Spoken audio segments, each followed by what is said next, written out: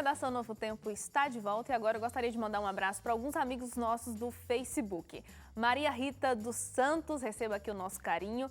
Para você também, Lourdes Martins, Esther Vasconcelos, Regina Oliveira, Cristiane Nogueira e Álvaro Souza. Um grande abraço para vocês. Bom, e nesse bloco, segundo dados do mapa do encarceramento, a população de presos no Brasil aumentou 74% entre 2005 e 2012. Já a população brasileira cresceu apenas 5,3% no mesmo período, segundo o IBGE. Bom, e segundo esses dados aí, se a gente continuar nesse ritmo, daqui a algum tempo nós teremos pessoas mais presas do que fora, é isso mesmo? Essas projeções, né, que acontecem às vezes de pesquisa, daqui a pouco a gente chega nisso mesmo. Bom, aqui 4 em cada 10 presos no Brasil são provisórios, ou seja, suas penas ainda não foram definidas em julgamento e eles estão lá esperando o que acaba atingindo aí um número maior de pessoas nas prisões. Existe um excesso, acredito que já pelas pessoas que receberam as suas penas e também por causa das pessoas que ainda estão em julgamento, o que prejudica ainda mais o andar da carruagem dentro das prisões, né? E sem contar, um grupo de pessoas, está aí na pesquisa também um percentual considerável, mais de 10%.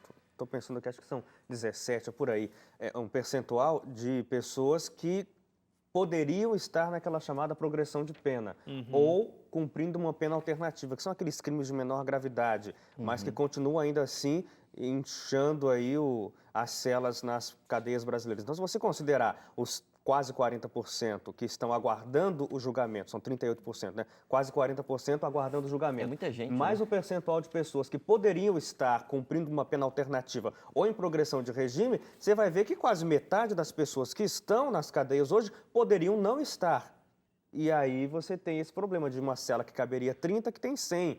E aí você tem, por conta disso, vários outros problemas, não é? Que é a criminalidade aumentando dentro da cadeia, você tem rebeliões, né? A morosidade do morosidade, julgamento. que tudo demora. Então, a situação vai, uma coisa complica a outra.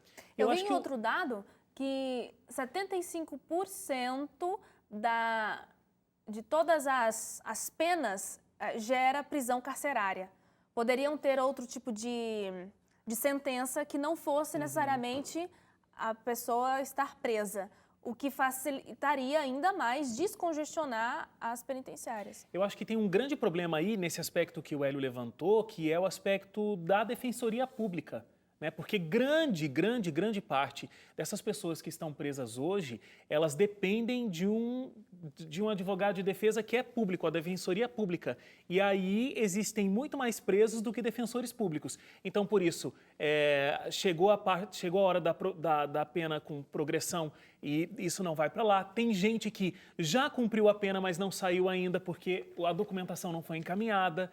E existe muita gente que não deveria estar lá na cadeia ainda, porque ainda não teve a sua sentença, né? Como a pesquisa diz, 38% que não teve ainda o seu julgamento, mas estão lá aguardando o julgamento na prisão. Eu fiz a conta, sou meio ruim de matemática, mas se eu estou certo, são 214 mil pessoas que estão na cadeia, mas ainda não têm a sua pena estabelecida. É muita gente, né? Olha, eu vi um outro artigo também, no Folha de São Paulo, fala sobre esses cálculos aí. Eu lembro que o cara que fez o artigo fez. Só sei que aqui no território paulista, pelas contas que ele fez lá, e eu não vou saber repetir aqui com toda precisão, mas seriam preciso construir 10 penitenciárias por ano para dar conta de realmente abrigar todos esses presos. Uma coisa que, segundo ele, jamais acontecerá.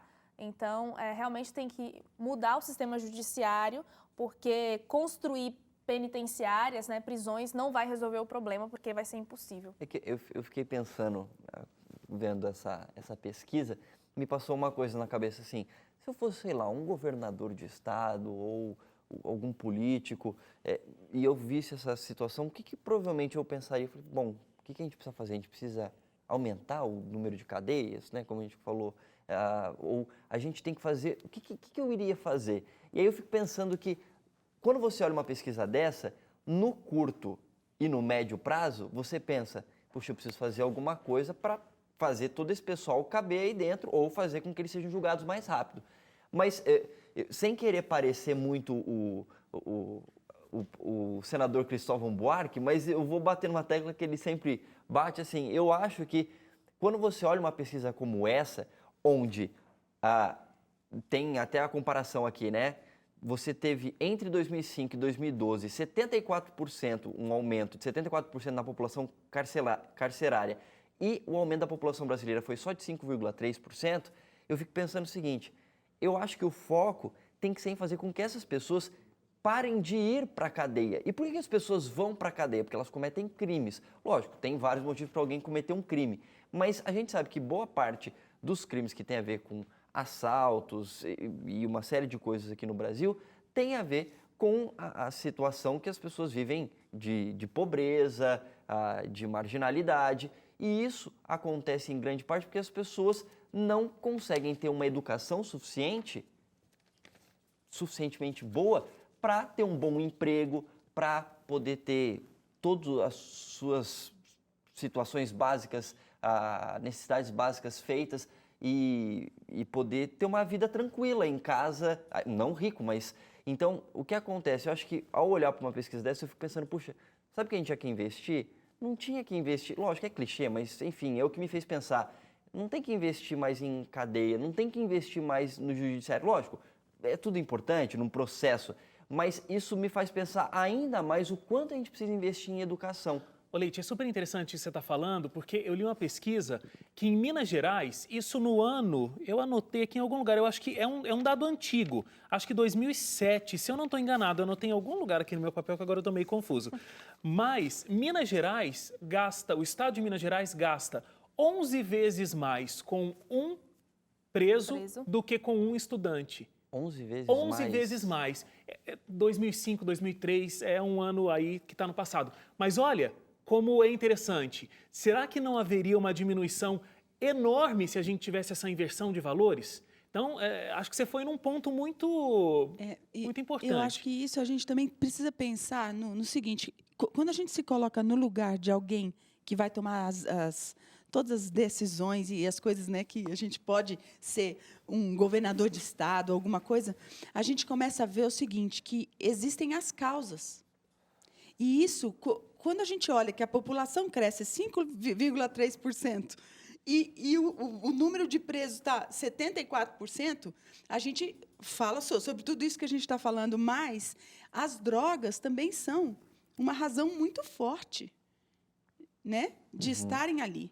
Então, a gente olha para toda a educação, de como vem, você vai buscar a razão pela qual isso está acontecendo, e eu concordo com o Leite, eu jamais construiria mais 10 presídios por ano, entendeu?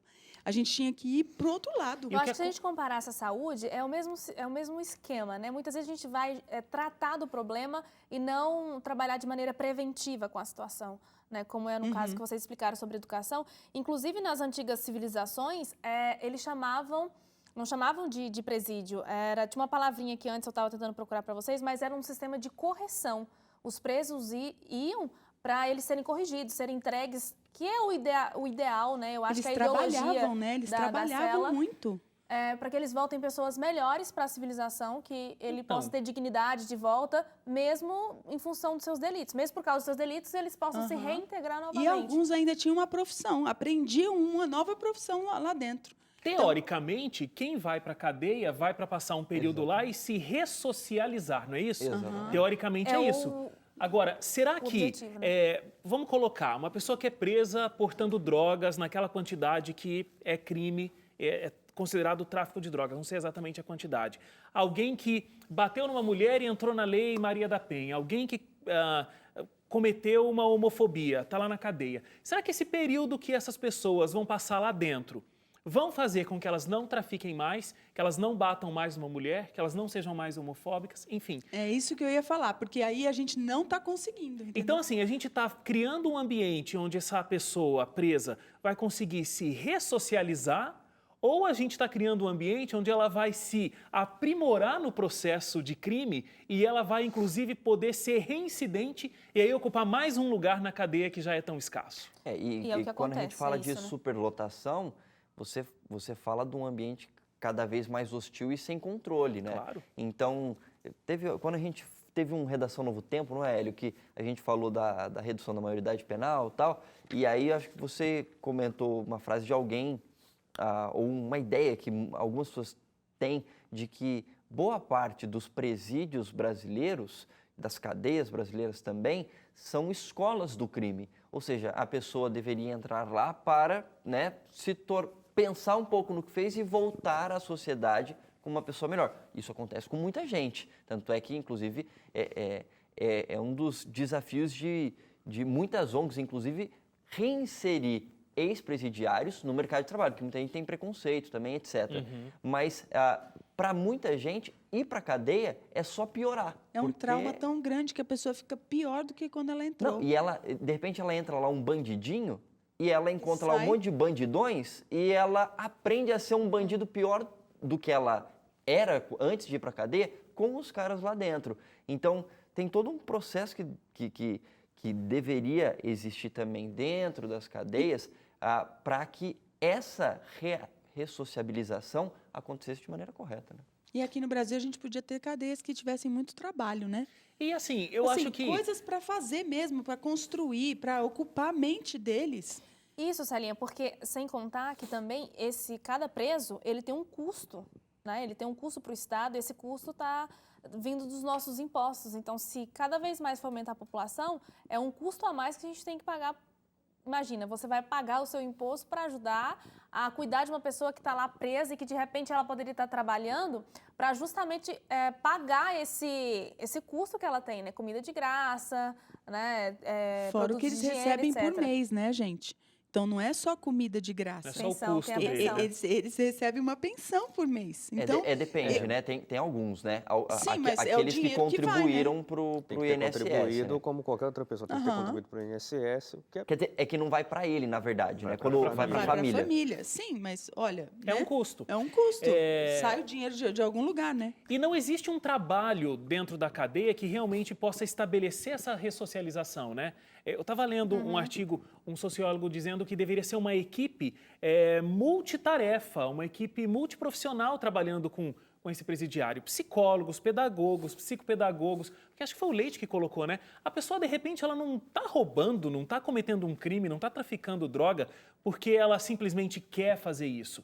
Ela nasceu inserida numa realidade onde ela não aprendeu a fazer uma outra coisa, onde, por exemplo, a grande figura, o grande herói que ela desde criança admira é o grande traficante.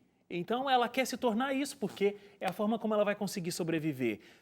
Então, não existe um trabalho de realmente mudar a mentalidade dessas pessoas que estão presas para que, quando elas saiam, elas possam ter uma vida diferente.